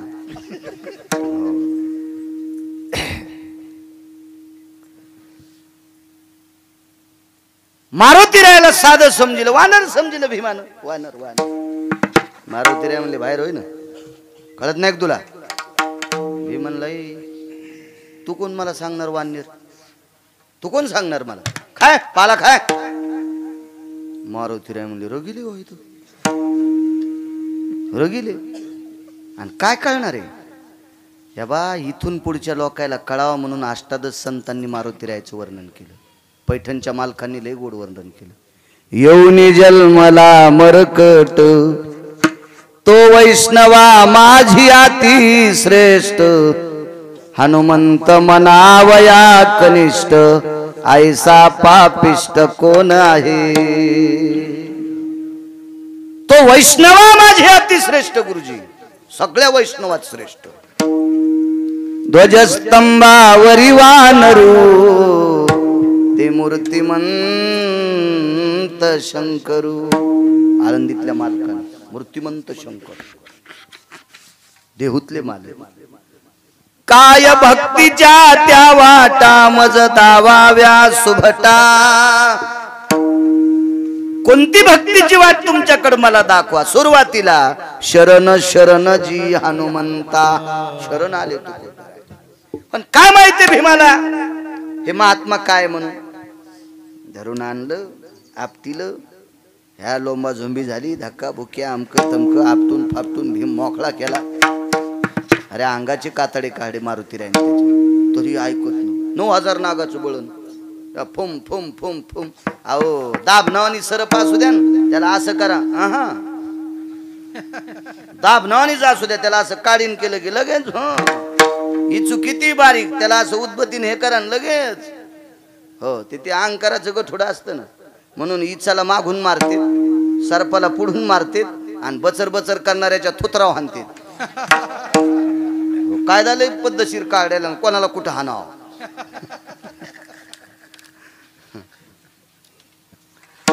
9000 नागाचं बळ म्हणलं काय. शेवटी मारुतीरायाने विचार केला, ताकदवानीकडे कोणाचं असं. नाव सांगत नव्हते, सांगितलं. आई वडिलाचं नाव सांगितलं. अरे म्हणे पन्नू राजाला आपत्ती होणार नव्हती, शाप होता. झाली कशी. दुर्वासाच्या प्रसादाची आम्ही, त्याच्यातला मी वायूच्या प्रसादातला आहे. वायूच्या प्रसादातला भीम होता. एक प्रसाद द्याला वायूचा. मारुतीरायाच्या लक्षात आलं आपला भाऊ आहे, भावानं भावाला मारू नये. आलिंगन दिलं. आलिंगन देत नव्हता भीम. भीमाच्या लक्षात आलं 2-4 घंटे यानं आपटू आपटू हाणलंय. आता जर आलिंगन दिलं तर आपल्या फासोळ्या तुराट्या मोड्यासारख्याच मोडील. याच्यात लय ताकद आहे. कडबा मोड्यावानी कडा कडा कडा कडा हाडं मोडून टाकली. भीमानं तटस्थ भूमिका घेतली. भीमाच्या अंतकरणात शंकेची खिचडी शिजली आणि भीम तटस्थ राहिला. मारुतीरायानं आलिंगन दिलं, पण 4 अंग अंगाला चिटकले. 4 अंग चिटकले, अष्टांग असते, 4च अंग चिटकले आणि 4 मोकळे राहिले. आलिंगन सुटल्याबरोबर संकल्प सोडा, माझं अंग तुझ्या अंगाला जिथं जिथं चिटकलंय तितकं वज्राचं होईल. आणि मग भीमाच्या लक्षात आलं, सगळं अंग मोगळं सोडलं असतं तर सगळं अंग वज्राचं झालं असतं. काय कोणाची मायवेली भीमाला मारण्यासाठी. दृष्टांत संपला. एका महान योग्याच्या, एका नामधारकाच्या, एका तप्याच्या, एका सिद्धाच्या. मारुतीराय सगळ्या यादीत आहेत. ऋषी मुनी योगी जपी तपी अनुरागी साधक वारकरी, या सगळ्या गोष्टीत मारुतीराय नंबर 1 आहेत. आणि त्या मारुतीरायच्या अंगाचा स्पर्श झाल्याबरोबर अर्धांग. नियमानं टाइम संपला गुरुजी, पण एक पुरावा सांगतो. मला वाटते मागे एकदा आलतो मी, अशाच कार्यक्रमाला आलतो. त्यावेळेला दादा होते, पाष्टे दादा. तुमच्याकडेच कार्यक्रम होता का. हो, तुटला आयुष्याचा दोरा. यावेळेस हाचा कार्यक्रम असो. एक चक्रवेन नावाचा राजा होऊन गेला. ऐक जा भारतातल्या राजाचं चरित्र, बघा जा मोबाईलवर. या पवित्र देशाला एक राजा लाभला. तो राजा ज्या मातेनं 9 मास 9 दिन पोटात सांभाळला, त्या मातेचा कालचा जन्मदिवस. राष्ट्रमाता जिजाऊ आई साहेब. 12 जानेवारी. या पवित्र देशाला 5वा राजकारणी राजा दिला. 1 नंबरचा डॉन कृष्ण, 2 नंबरचा विदुर, मधले सोडून द्या. 5व्या क्रमांकाचा राजा रयतेचे राजा छत्रपती शिवाजी महाराज. 6वा या 5 लोकांसारखा आपण आहेत तोपर्यंत जन्माला येणार नाही. मी पण तुम्ही पण. 5च डॉन जन्माला आले, फक्त 5. त्याच्यापैकी रयतेचे राजा छत्रपती शिवाजी महाराज. काल पुनश्च एका विवेक संपन्न व्यक्तीचा जन्म. त्यांचं नाव स्वामी विवेकानंद. त्यांचाही काल जन्मदिवस. रामकृष्ण परमहंसांचे शिष्य. एकदा रामकृष्ण परमहंस आणि विवेकानंद एका गावात गेले. चक्रवेंचं आलं लक्षात हे सांगायला. ना दे दारे धरता धरता गवत उपटायचा. त्याच्यामुळे मग लांबत ते. एका गावात गेले उबाळे बाबा, तर त्या गावामध्ये विवेकानंदांचे परमहंसांना मानणारा एक अत्यंत सात्विक व्यक्ती होता. परिस्थिती नाजूक. महाराज त्याच्याकडे जेवायला केलं, जेवले त्याच्याकडे 2 जण. पण पाऊस चालू असल्यामुळं झोपण्याची अवस्था त्याच्या घरी नव्हती. बघ त्याच्याच गावातल्या एका व्यक्तीला सांगितलं, तुझ्याकडे रामकृष्ण परमहंस आणि विवेकानंद आरामा करता येतील. ते म्हणला, माझ्याकडे जागा भरपूर आहे रे, पण आमची कट्टी ओरडती. बारीक लेकरू होतं, त्याच्याकडे मुलगी होती. इतकी ओरडायची रात्रंदिवस टहाटहाच करीत होती. काय असेल देव जाणे.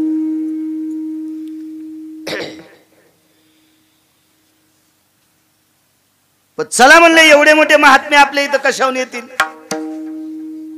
बायकोला सांगितलं, लक्ष्मी आजच्या दिवसापुरतं वाड्याच्या पलीकडून गाईचा गोठा आहे, त्या गोठ्यात तुला तुझी बास टाकतो, तू पोरीला सांभाळ, अजून योग्य व्यक्ती तुझ्या सोबत असू दे, रात्रभर तुम्ही जागून काढा. टप्प्याटप्प्यानं रोजची रोज कोण जागायचं कोण झोपायचं असं त्याने ठरलेलं होतं. किती मोठ्या माणसाला काळ नेतो पहा.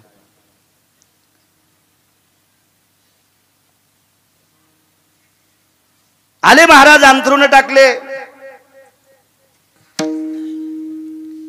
पण काही वेळेला तो घरातला व्यक्ती पाठीमागे जात होता. विवेकानंदांनी विचारलं, का हो तुम्ही चलबिचल आहात थोडीशी, आमच्यापाशी बसता गप्पा करता पुन्हा पाठीमागे जाता. काय नाही म्हणे महाराज, आता तुम्ही थकलेले आहात, तुम्ही झोपा. नाही म्हणे, आमच्या थकण्याचं तुम्हाला काय काळजी. आम्ही म्हणालोत का आम्ही थकलोत म्हणून. बोलत राहायचं म्हणजे बोलत राहा. बर, पाणी देऊ का, अमकं देऊ का, तमकं करू का, दूध करू का, काय नको काय नाही. त्याचं चित्त लागत नव्हतं. हळूच कोण आवाज याच्या कानावर यायचा आणि तिकडं जाऊन म्हणायचा, बायकोल म्हणायचं, जास्त रडायली की लांब घेऊन जायचा. बाहेर न्यावा तर पाऊस येत होता. त्यांना एक वाटायचं, आपल्या मुलीच्या रडण्याच्या त्रासांनी स्वामी विवेकानंदांना आणि परमहंसांना त्रास होऊ नये. पण साधू असतात. परमहंसांनी जवळ बसिलं सांगितलं, बाळा एक सांगतोस मनात काय दुःख येतं, कशा करता जातोस म्हणे तिकडं. काही नाही म्हणे महाराज, आमच्या घरात एक मुलगी आहे, ती झाल्यापासून रडते, तिला झोप हा विषयच नाही. सारखी आळीपाळीनं आम्ही माणसं जागत राहतो, एक ना एक तिला घेत राहतो.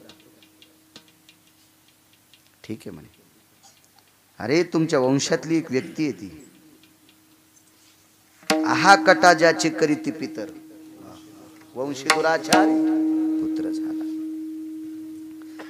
वंशात ज्या वेळेला आपल्याकडून काम घेणारी माणसं जन्माला येत असतात का, त्याला ऋणी पुत्र म्हणतात. एका माणसाकडे 40 एकर जमीन, सप्त्याला का रुपया द्यायला नाही, का पैठणची वारी नाही, देहूची वारी नाही, आळंदीची नाही, पंढरपूरची नाही, कुठलीच वारी नाही, कहा बापाचे पित्र घातले नाही. बँकेत गेलं तर इंडिया बँकेचं मॅनेजर त्याला खुर्ची लोटीत होतं. इतकं त्याचं डिपॉझिट बँकेत, इतके पैसे त्याची मावली. पण मुद्दाम दात घाशीत शेजाऱ्याच्या दारात जायचं. मग त्याला म्हणावत लागत होतं, धुवा तोंडन घ्यायच्या.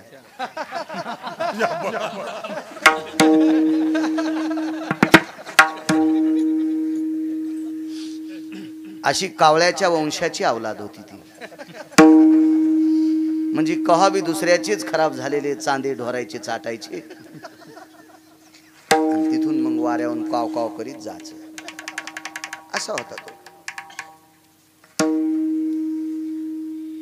मग कालांतराने दोन्ही मुलांचं लग्न झालं. मोठ्या मुलाच्या मंडळीला देव पावला. आपल्याकडे देव पावला म्हणजे गरोदरपणा असं जुनी भाषा आहे. देव पावला इंग्रजीत काय काहीच किती, ते आपल्याला काय घेणे, घरच्याचा इटन शेजाऱ्याचं बांगणीट. पण आपल्याकडे जुने म्हणायचे, आमच्या सुनबाईला देव पावला. देव पावल्याच्या नंतर सोनोग्राफी करायला नेलं. डॉक्टरनं 2 जाग्यावर छिद्र सांगितले लेकराच्या आतून. हे पोटातली पोटात बुजण्यासाठी 2.25 लाखाची औषधं आईनं खाल्ली. रुपया सप्त्याला पट्टी देत नव्हता. ऋणपुत्र सांगायलो, ऋणपुत्र. कालांतरानं जन्माला जसा आला तसा त्याचं डोसकं बैंगाना एवढंच होतं. नातवाचं बैंगाना एवढं डोसकं होतं. चवळीच्या शेंगावानी हातपाय होते. 2.5 महिने माय औरंगाबादला, पोरग नांदेडला. बाप गिरगावला पेढे वाटायला. मला बब्या झालाय, मला बब्या झालाय. माय तिकडं, पोरग इकडं. 2.5 महिन्याच्या नंतर रोज 1700-1800 रुपये रोज होता. बऱ्यापैकी मुंडकं आलून मोठं झालं, वराटेवानी झालं, का दात्यावरल्या दगडावानी झालं. मग बऱ्यापैकी मोठं होत होत होत होत आनंदाचं मिटलं जरसं बरे. तरी हप्त्या दीड हप्त्याला 15-20 दिवसाला बारीक सारीक दवाखाना होता. कधी नाक गळायचं, कधी काही गळायचं, कधी काही असं सुरूच व्हायचं त्याचं. इकून तिकून ते दुखणं भागणं कमी झालं. एक जणाचं ट्रॅक्टर धक्का होतं, त्यानं उताराला लावून ठुलतं. हे पोरग नेमकंच चलतं झालं. ट्रॅक्टरच्या स्टेअरिंगवर बसलं, स्टेअरिंग फिरली, उटी बाजूला गेली आणि पुढी टाकली. पुढं ईर होती, ट्रॅक्टर नवच होतं, बॅटरी खराब होती. सगळं बसलं. 7.25 लाख रुपये जाग्यावर घेतले. सप्त्याला रुपया देत नव्हता. रुपया देत नव्हता. मग काय तिथून पुढं कोणाच्या खिडक्यावर काचाव दगड हान, खिडक्या फोड, 2-4 हजाराची खिडकी भरून घे, काय घे, आमकं घे, तमकं घे. हो, 9 एकर जमीन विकावं लागली. रुपया देत नव्हता सप्त्याला. हे अशी ज्या वेळेला आपल्या घरात जन्माला येत असतात ना, मग काय होत असतं माहितीये का, चांगलं काम करायच्या अगोदर लोक आम्हाला पत्रिका दाखवतात, महाराज आमचं बघा बरं. मग आम्हाला तुम्हाला कसं नीट करायचं ते देवानं आम्हाला त्यासाठीच पाठवलेलं असतं. हे अमक्या अमक्या शांतीवर आलेलं आहे बरं का. मग हे असं असं करावं लागतं. आता आम्ही सांगल ती दिशा, ते पूर्व काळ असतोय. आम्ही सांगितलेलं त्याच्यात काही चूक करायचंच नसते. त्यातली त्यात हे गिऱ्हाईक आमचं लय ऐकत आहे. बापा बापा बापा, हे नवऱ्याचं ऐकायचं नाही, सासऱ्याचं ऐकायचं नाही. महाराजांना सांगावा पर्व काळ. संक्रांत आली, मी एका गावाला भागवत आलो होतो. आमचा शेजारी म्हणला लॉकडाऊन मध्ये धकलं बापा, आपण औंदाच्या संक्रांतीला आता साडी आणावं लागती. मी म्हणलं मग आणा ना. ती 22,000ची पैठणी आणायची म्हणायली. ती का साधन याच ती काय हरम्यान अन्न पाईपलाईन केली, सगळं झालंय, आमकय तमकय, सोयाबीन गेलं, फुलत 7200 इकलं नाही. आणि आता 5.25 नाही इकायला, काय इकू. कापूस म्हणले 12 आणि 13,000 होईन, 51,000 टन घेतला इकत डबल. आता कशाचा वाढवतो आणि कशाची साडी घेऊ म्हणला तिला. तुम्ही देता का. आणि मी म्हणलं मग मला नाही का बायको. तुझ्या बायकोला 22,000ची पैठणी, मग रोजची रोज ढवळे शिपी धोत्र धोती, तिला मला किमान 23,000ची नाही आणा वाटायची का.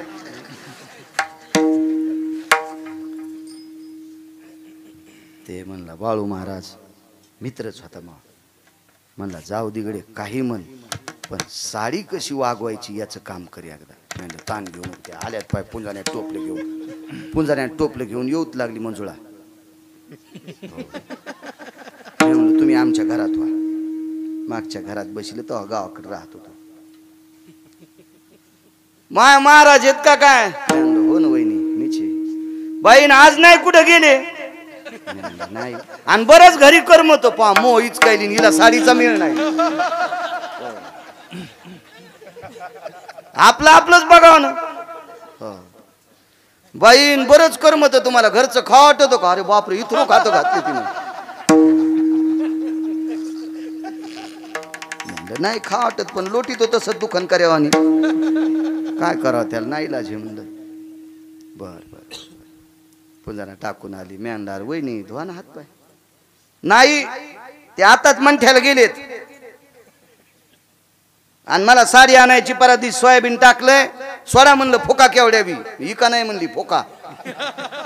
भाषा लयच असते तू, लय आगाव भाषा. नुकतीला नुकताड, चपात्याला कातडे, आगाव माणसं झाली. शिऱ्या भाताला लाल्या वगळ्या.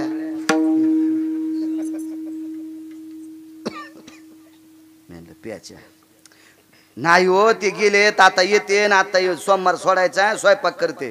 आणि म्हणलं वहिनी कशाला गेले? मला पैठणी आणायलेत ना. आणि म्हणलं कशाला? बया कशाला म्हणतात. आणि संक्रांत आली ना. आणि म्हणलं यावर्षी सक्रात जुन्या वेळेनं. बाईन कोण म्हणलं? आणि म्हणलं हे काय पंचांग सांगायले ना. तिला काय कळत आहे? मी पहिलीचं पुस्तक दाखिलं तिला. ती कोणती शिकलेली होती? तिला का डोकं का काय सगळं अशीच आपली.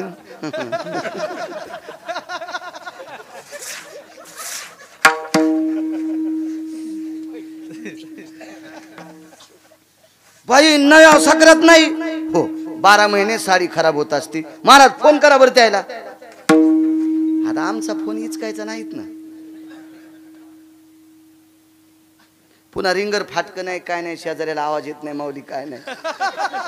मी म्हणलं अरे जिजा तू कुठे?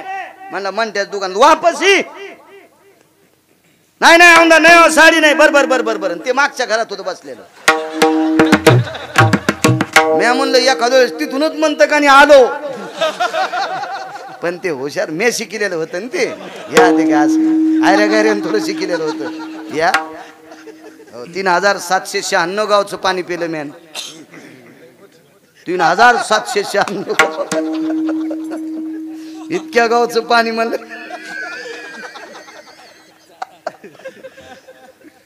हो तालुक्यातलं पिणार इतके चरबट येत.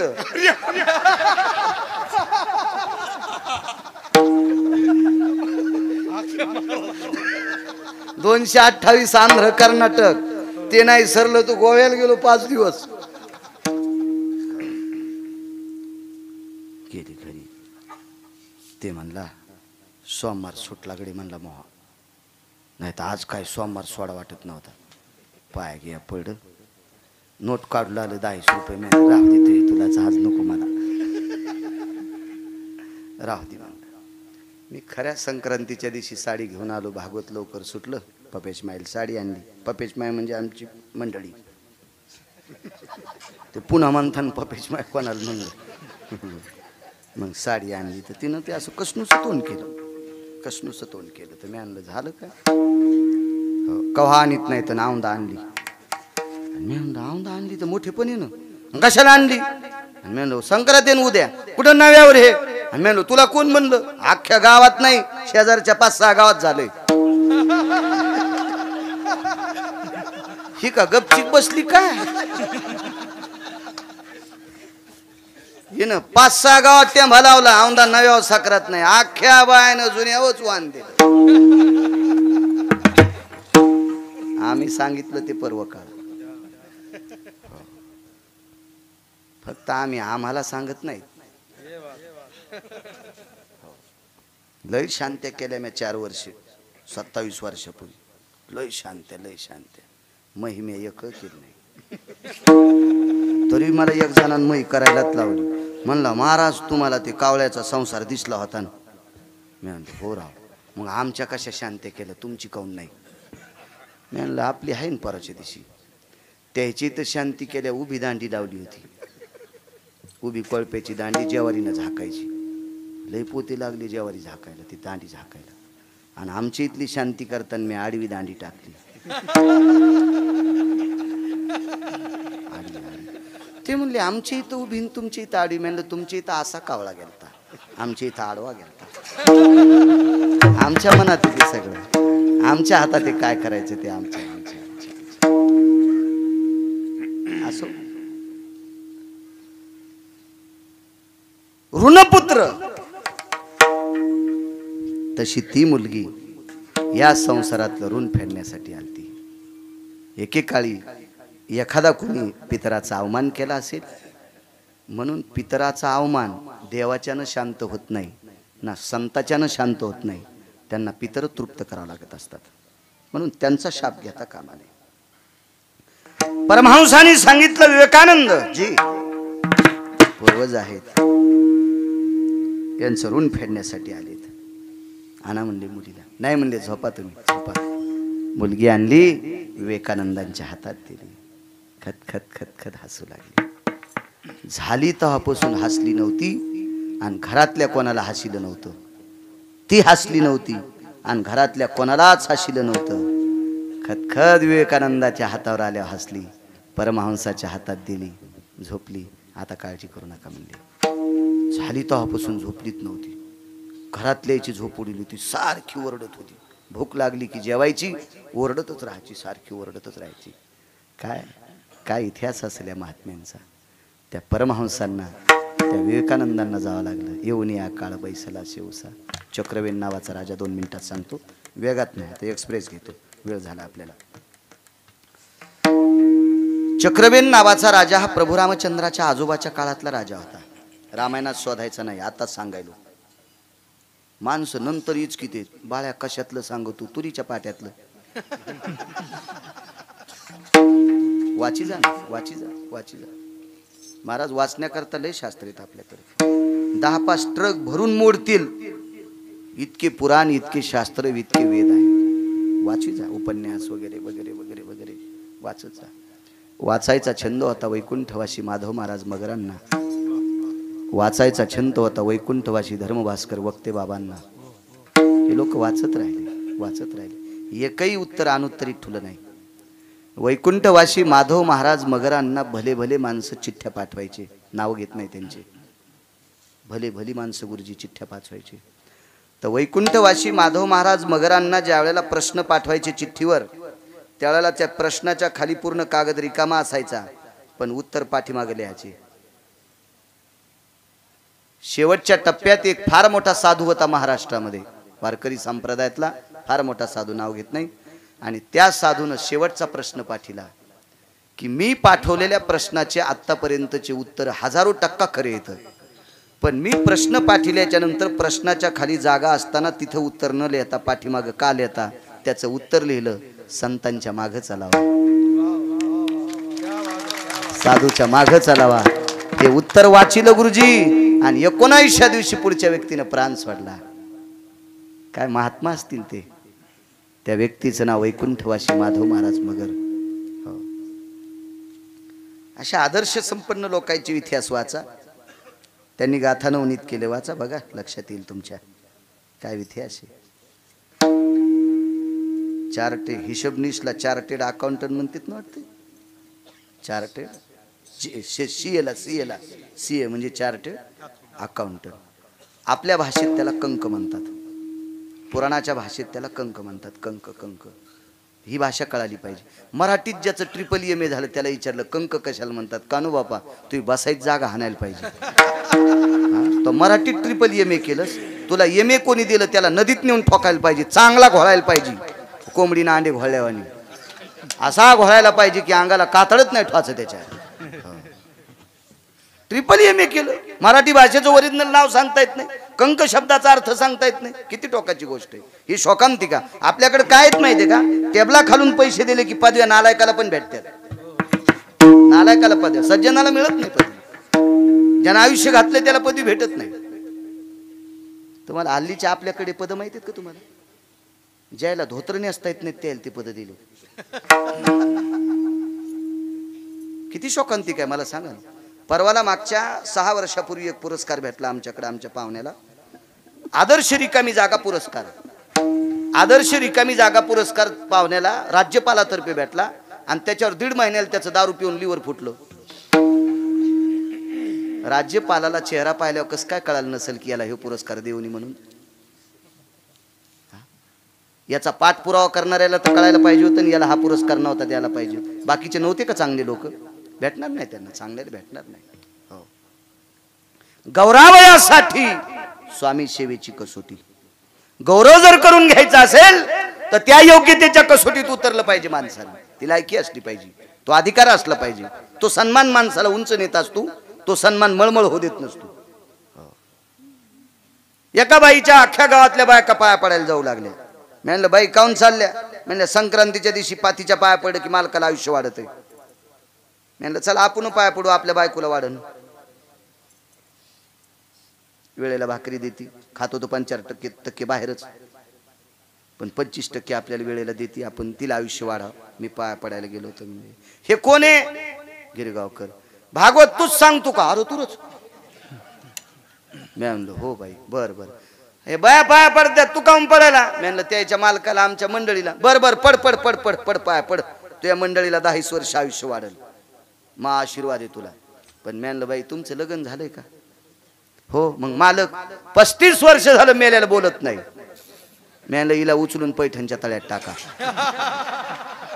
ही 35 वर्षापासून नवऱ्याला बोलत नाही, हिच्या पाया पडल्यावर तुम्हाला आयुष्य वाढतं. तुमच्या गोळ्या संपल्यात का?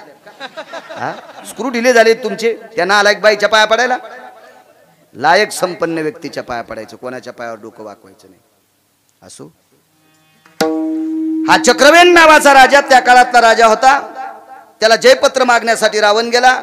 रावणाला तसेच पाय घेऊन वर यावं लागलं, नाही दिलं जयपत्र. सैन्य होते 127 सैन्य चक्रवेन राजाचं. हाजराजाच्या काळातला राजा. चक्रवेन राजाकडे सैन्य होते 127, रावणाकडे लाखो हत्ती होते. याच्यातले 25% हत्ती सोडले तर चक्रवेन राजाच्या राज्यातलं भिताड पण शिल्लक राहणार नव्हतं. माणूस तर सोडून द्या, ठेसा होणार होता सगळा ठेसा. इतका रावण मोठा. पण रावणाला जयपत्र दिलं नाही. चला देत नाही म्हणला. कशा करता भेलाय ते आता वेळ संपला म्हणून सांगत नाही. पुढे सरका. रावण घरी गेला. त्याच्यावर 4-2 वर्षाला चक्रवेन पुन्हा जयपत्र मागायला गेला. रावण म्हणला बेट्याला भिवून मी घरी आलो, याचा अर्थ असा नाही की मी शक्ती नाही माझ्याकडे. पण त्या दिवशी रावणाकडे श्राद्ध होतं. रावणाच्या आजीचं श्राद्ध. असं एका चांगल्या माणसाचं वाक्य मी 6 लोकांचं ऐकून सांगतो. त्याच्यानंतर 7व्या कोण्याही माणसाचं मी ऐकून सांगितलेलं नाही आणि सांगणार बी नाही. शिंदे एक तर वाचून सांगेल, अन्यथा मागच्या 6 लोकांचं सांगेल, बाकी नाही कोणाचं सांगेल. उद्या जर एखाद्याचं सांगितलं जर कोणी म्हणले कशात लिहिलेले धोतर पिवळं होऊन कुडची खराब व्हायची, त्याच्यामुळे नको. आपण आपलं वाचून सांगायचं, भीती नाही. याबा ज्याच्या खिशात पैसे आहेत का त्यानं गुळाच्या साथीला जावं. गुळ विकणाऱ्याला कळत आहे बरं का, खायला आलंय का घ्यायला आलंय. तर काही माणसाला उगाच नाद असतो. काय किलो आहे असं होतं नव्हतं मामा. गुळाची साथ स्वतंत्र असायची महाराज, आणि त्यानं फोड्याला एक ढेकुळ असायचं. बरं खाऊन पाहतो उलिसानं पार 50 ग्रामचा गोळा. काय किलो आहे ते म्हणला, खाईन घरी जाय. लक्षात येतं पुढच्याच्या. त्याच्यामुळे नको. आपल्या जो जेवढे पैसे तेवढा बाजार करा. उधारी नको, खातं नको, काहीच नको. पुन्हा ते गेलं की लगेच म्हण या बाई इथं बाळूचं नाव आहे. ते तिथं तर लय टक्कर हाण लागला. इतकं सोयाबीन झालं, इतकं कापूस झालं, इथं का गुळाची उधारी देईन. त्याच्यामुळे नको. आपलं कामाशी काम पाहिजे. श्राद्ध होतं आजीचं श्राद्ध. 3 दिवसाचा विधी होता. रावणानं अलंकार काढून ठेवलेले होते. अंगठ्या होत्या त्या दर्भाच्या होत्या.